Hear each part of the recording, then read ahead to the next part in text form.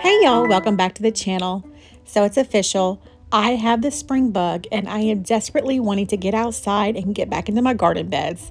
But first, I needed to remind myself how beautiful these beds were last year. So I'm going to show you guys some clips throughout this showing you what it looked like before, but we have to get out there and we have to do our winter cleanup. And that's not the fun part, I know. But first I want to show you guys the current state of these garden beds. Gasp, I know. It is overwhelming. I try to look through the overgrown from last year, the weeds, a little bit of grass, because I can already see the new growth happening. So that already brings me joy and it makes me happy. But again, that means that we have to get in there. We have to do the dirty work. We have to remove that was there from last year and clean up to prepare for new life. So that's what we're going to do in today's video, guys. I want to give you guys an overview of the garden in its current state. I'm going to kind of show you some plans that I have this year, but hopefully this video, not only do you find enjoyable to watch, but maybe it'll give you the motivation to get out in your garden today. Get ready for spring cleanup. Let's get out there, let's plan together, and let's just have a great day together.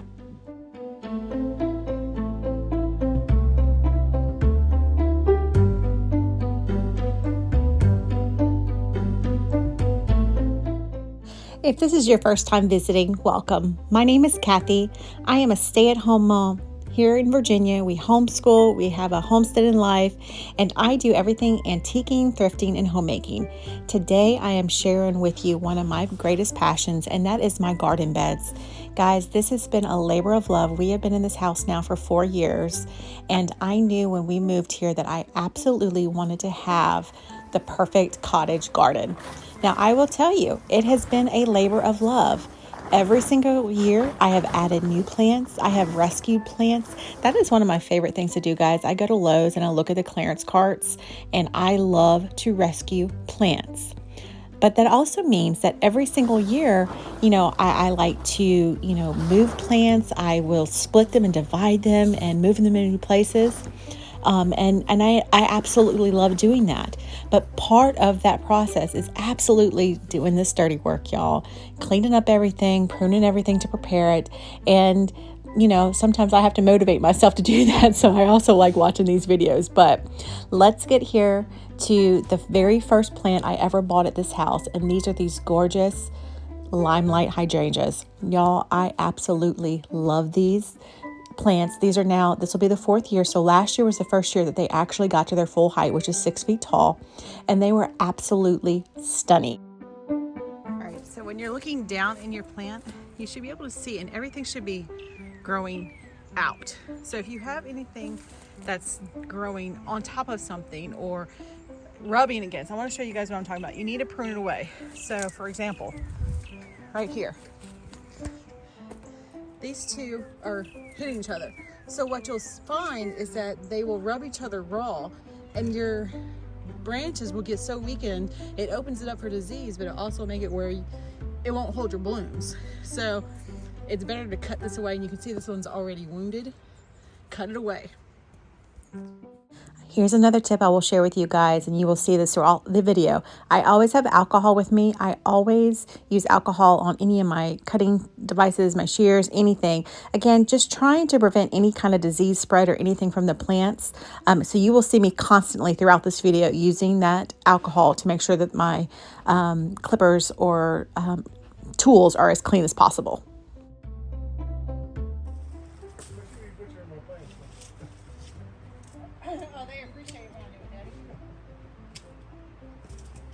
They thrive when I do it.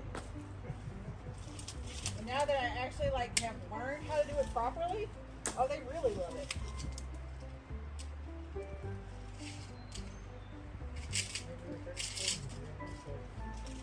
Well, you really do have to cut into them and shape them. And see, this is the first year that I've really learned. I started learning a little bit last year, but even last year I was very timid about cutting too much. I was scared. And I trimmed hard, but I didn't shape it as I was doing it. Now I am, because I know I'm supposed to. But you're butchering. It looks like it. But it'll be beautiful. But yes, you gotta take it down to sticks right now. But look, even down to sticks, they look good. Yeah, this one on the end, obviously it's in full sun, and you can see it's bigger to begin with. Oh, It's fuller, but this one gets just as big. It's just slower. Like this is more of a late summer, and this is pretty early. Yeah, but that's not a good shape. That's got a gorgeous shape, but this one does too for what it is. Yeah, I think we'll stop there because everything looks good there, nice and thick. Now let's start doing the stuff I really don't want to do. Stuff that's. All right, y'all. So I'm just going to be real here. This is the part of gardening that I do not like. I hate having to get out here and pull weeds, and I am overwhelmed with, I think it's crabgrass or something. I don't really know what type of grass it is. So if you know, hey, shoot it in the comments. We'd love to know. But I have the grass that strings across your yard and will end up in my flower beds. And it spreads and it has these deep roots, and I am constantly at war with this grass.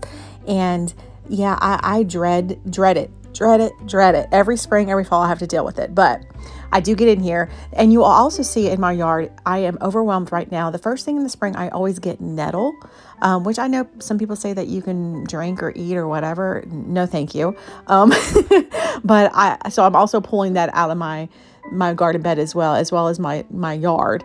But yeah, we're just gonna get in here. We're gonna pull out all of these things. I'm gonna show you guys some pictures of what it looked like again, because again, y'all, this motivates me just as much as I'm hoping it's motivating you. I have to remind myself what it does look like when it's growing and beautiful, and not right now in this current state. So I hope you find motivation from this. I hope this gives you the nudge, if you haven't already, to get out into your flower beds, or if you don't have a yard and you live in an apartment, or you have something with just a porch, you can make your space beautiful and have a little home garden right there in what you have. Another smart thing I've done is I've planted perennials that want to be cut down to the ground, so that if I accidentally rip them while I'm doing this, it doesn't matter, because I got to cut them down anyway. They're pretty forgiving. Yep. Truth is then when spring actually starts, I'm going to have to do this again. This is just a winter cleanup, but I'm going to have to clean up the grass again.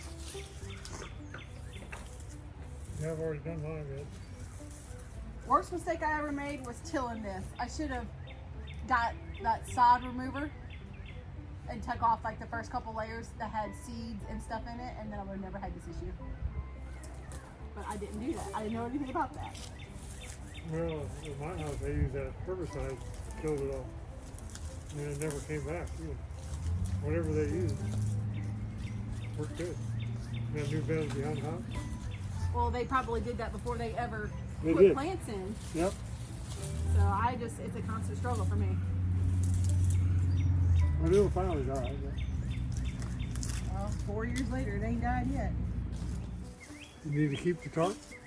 No, I'll get one eventually. I just didn't have any. Well, I'll give it to you now. It don't matter to me. I don't use it that often. Very seldom, actually. Yeah, it just makes this easier, so I don't have to do clean up after, That's how I used to always rake my yard. Drag it where I Well, want. normally what I do is this is when I bring the kids out, and the kids would help me pick up the branches and stuff. But I'm like, the last 2 times I've done this, I did it with the tarp, and it was just so much easier. That's the way I always did it. On fog, when I was raking and mulching. Well, and then I just take it out there. It ain't gonna hurt you. I'd like to go to that landscaping place today. Okay. You wanna go do that now? That's whenever, I don't know. I'll take a break. All right, if you want to take a break. Do I want to go to Millmont? Let's go. Oh, I love my daddy. Yes, we went to the nursery, y'all. And of course, this girl can be tempted to go to the nursery at any time. But we're back at it now. Let's get back in here and get some more of this out. Now, at this point, y'all, I do have a lot of flowers coming through here and I can already see them. So as I'm pulling this up, I am being very careful to get around those plants. I have a lot of catmint in this area. So I am making sure that when I am pulling up, I'm also, making sure not to pull up the plant, as well as cleaning up and breaking off those branches. Again, just trying to get everything cleaned up here.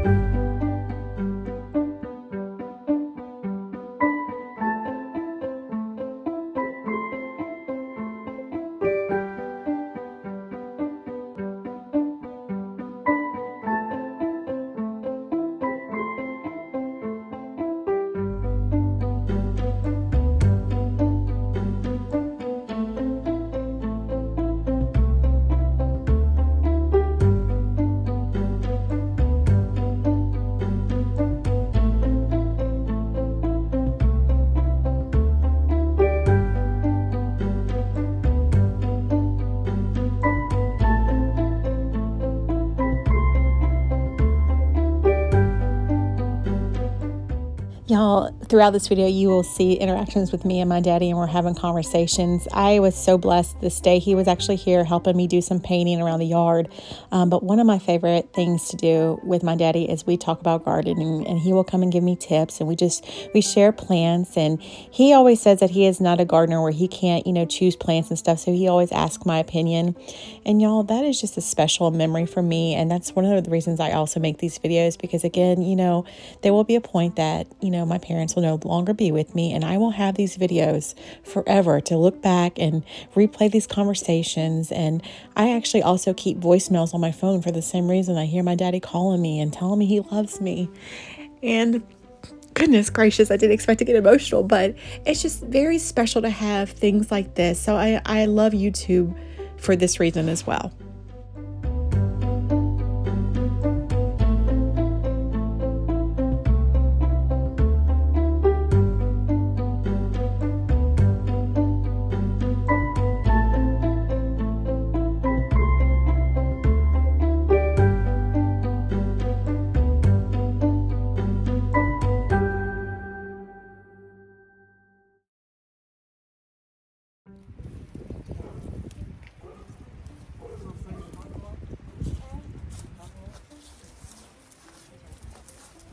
All those two things right there. These are biennials. So the first year they put up their greenery, and then next year they throw up that stalk, and then they die. Oh. So I've been planting them every year, because when you get them from Millmont, some of them are already in their second year, and then some of them are brand new, so you get flowers the following year. But you remember last year I had 20 here, and then I came and seeded, just trying to propagate, or not really self-seed, but I threw seed down here. But it was also when the grass was starting, so I don't know if the grass choked it out. I remember that. I'm just hoping that maybe something happens. If not, I'll just go and buy some more. Because that's all I really want in here is that, and then the hollyhock. This is hollyhock right here. This is the stuff that can get 12 foot tall. I have one right there, and one right here. All of this I'm moving over there.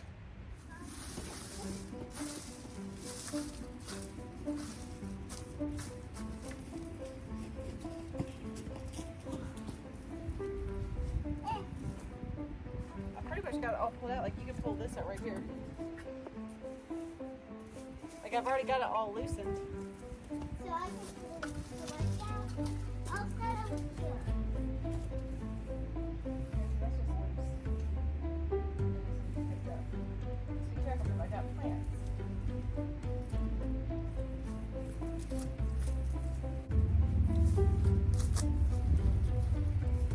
Alright, just pick up that pile that you made right there. That's pretty much it.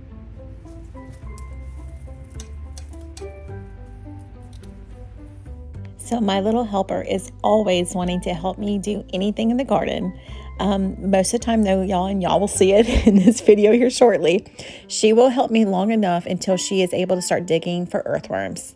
Yes, this little girl loves to find bugs and rescue them, and she thinks they're her little children, and she will try to move them. But just so you know, no earthworms were hurt in this video. She will always, when she digs them, she goes and usually puts them in my garden beds, actually.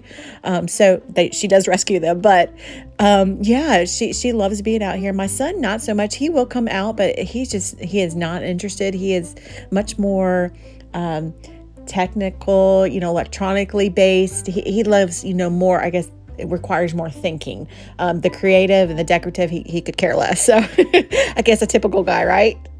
So this bed that I am showing you guys right now is actually a bed I just started last year. This is where I have deemed my wildflower bird sanctuary. So I have been slowly moving a lot of the plants that I originally planted in my flower beds. When I first started them, I'll be honest, I just scattered, those big old bags of wildflower seed that you can find at Lowe's or Home Depot. And that's how I started my cottage garden. And it was beautiful. But I have slowly been transitioning to more of a structured, purposeful, if you will, garden bed up in the front. But in the back here, I want it to truly be wild. So I have been moving plants. Last year, I started moving some plants back here. But everything that I don't want in those front beds anymore, that are a little bit more wispy and wild looking, I do want those back here for the birds. And I want to keep my more ornate, like my foxgloves and those type of structured plants, lavenders and all of that, salvias, all of that in the front beds, and make this area back here more of a true wildflower garden. So you will see me right here. I am starting to move plants. Now I am going to have to do this again here, probably in a few weeks, a month or so, when more of those plants are coming visible and I can see them to actually dig them to move them. And then I will repeat this process. But again, I want this area to be more of a designated, bird and butterfly sanctuary, and let it truly be a wildflower garden.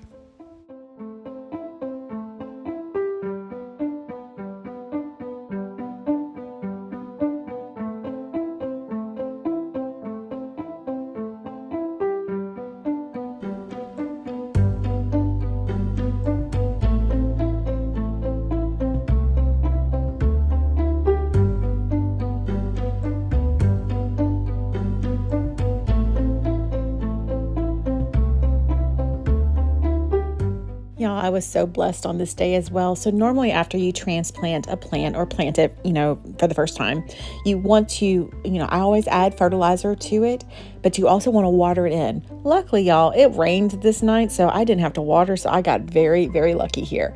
But again, I'm just now feeding all of these plants. This is just a slow release feeder, a general purpose, non-burning fertilizer that I personally use on all my plants.